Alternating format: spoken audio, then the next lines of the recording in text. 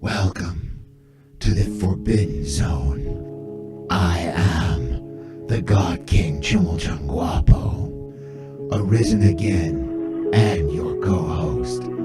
But allow me to introduce to you your host for all things conspiracy, Illuminati, and New World Order. I give you the Illuminatiist.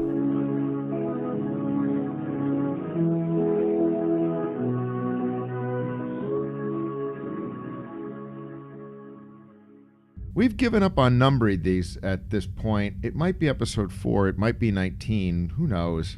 Does it really matter what number they are? Not even a little bit, since they're more by topic, right? I really don't care. What's up with your voice? I saw Batman the other day. His voice is awesome. Okay, so today we're discussing Draconians, typically referred to as reptilians, and how they're getting a bad rap. I really don't like them, not one bit. Well, let's explore the topic. We'll see if I can change your mind. You know I was on this planet when the first Draconians landed. I knew the leadership and scout party. And by party, I mean party. They were originally here to drink, have fun. And that hasn't changed at all. The audience may or may not be familiar with this particular secret organization, but it inspired the TV show V. So just picture that, we're good to go. The Draconians landed during Earth's heyday as a stopover for aliens and other beings looking for a good party. A group stayed behind with some proto-humans, and that was the start of their organization. That's a little oversimplistic. Well, that's good enough for now. Anyway, they were a small group, stayed out of the spotlight, put up a leader here or there, a candidate when it was funnier more than anything else. The problem is that they don't like humans, so we're never really into it for more than the lulz. But about 100 years ago, a scientist on their home planet... Frickin' Alpha Draconis. Nothing good comes out of that star system. Is there anything else there other than the lizard men? No, and that's why it's irredeemable. All right, so a scientist on their home planet figured out a way to make human disguises, and the draconian impulse for practical jokes and trolling, well, they just ate that opportunity up. Rather than deal with unpredictable humans or following the traditions of a secret organizations and societies, they just jumped in and started disrupting everything they could. They're not. Discordians, yes. Sensing a theme here. But you said you were defending them. No, just setting the record straight. They're not organized forces with an impact for good or evil. Just a chaotic group of lizard aliens out to prank humans and laugh about it later. Well, that would explain the anal probing. All alien races are into it. It's like fart jokes are for humans. It never gets old to them. And that is the sound that says Chip is finished baking up and it's time to go retrieve him. So, without any further ado, let's listen in on what happened to Chip today.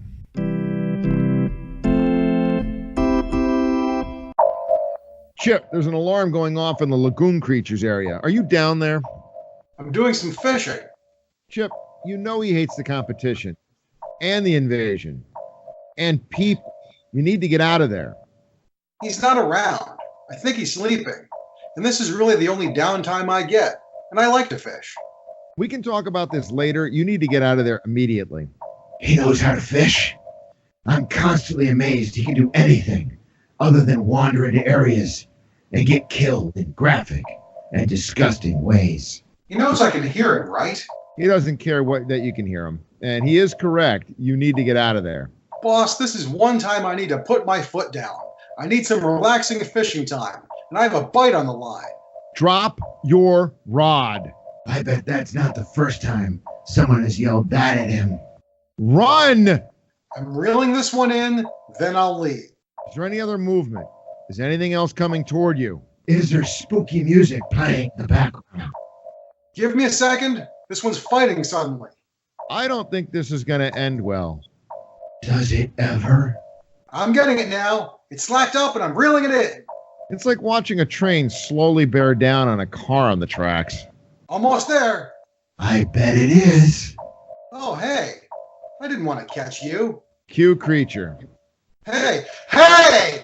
Let go of my leg! Cue gruesome death. Computer, Yes, boss. clean up in the lagoon creature's tank. You know what? Never mind that. Maybe a half-eaten corpse will deter Chip if he decides to try this again. That's kind of gross, boss. The lagoon creature might get sick. Is that all it takes? A half-eaten chip to get rid of that thing? No, but that's a good point. All right, send Robot down to pull the remains, then fire up the teleporter and make another chip. You got it, boss.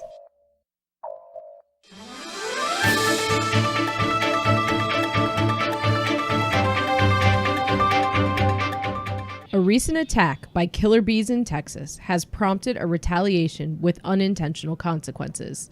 The giant irradiated ants living in the Texas desert became agitated from the chemicals used and have risen up and attacked a small town near Lubbock. This, of course, annoyed the graboids, who then began an all-out assault on the ants and then any humans remaining alive in the area.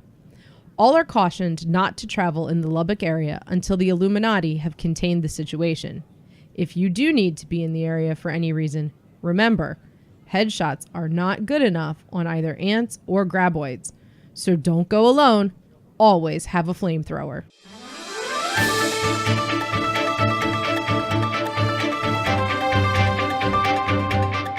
Today's episode comes to you via embezzled funds from Smith & Wesson pool installation. No, it's not the gun guys. They get that all the time. Ironic, though. What are the odds? 0. It's on purpose. You think so? No question. Surprised they haven't gotten a cease and desist. Makes me wonder. Hold on. Well, what do you know? They're actually a front for Atlanteans to develop vacation tanks on land. Why such an attention-grabbing name, then? It looks like they thought the phrase was American for dangerous, since it's stamped on a lot of handguns littering the ocean floor. Great. So they're just carrying on the Little Mermaid stereotype. Freaking Atlanteans. Smith & Wesson pool installation. Don't be surprised if they don't call you back, you landlocked scumbag mammal. That's from their website. So the rumors that lizard men are in charge of governments just isn't true.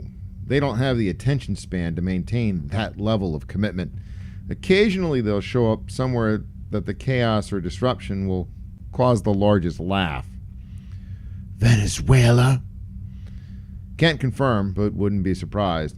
They were very active in China under Mao's rule, and they had a blast during World War II playing officers on both sides, and not necessarily for bad. You know, the battle for Itter Castle was initiated by them. Who? What? Itter Castle was a place for French prisoners. German soldiers abandoned it toward the end of the war, and the French leadership was concerned that the SS would come in and kill everyone.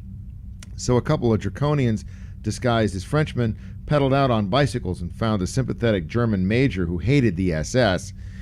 He in turn went under white flag to an American unit, and the two fought side by side to liberate the French prisoners and save them from SS extermination. Wait. During World War II, German and American forces fought together against other German forces.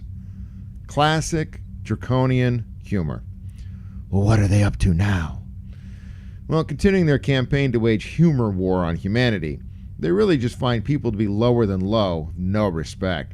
But they like the way we react to their prodding, and it just provides no end of amusement. Anything we can warn people about? Well, there's... And someone is onto our signal. We have to get going. We will be back just as soon as we can clear and make sure we're not under suspicion.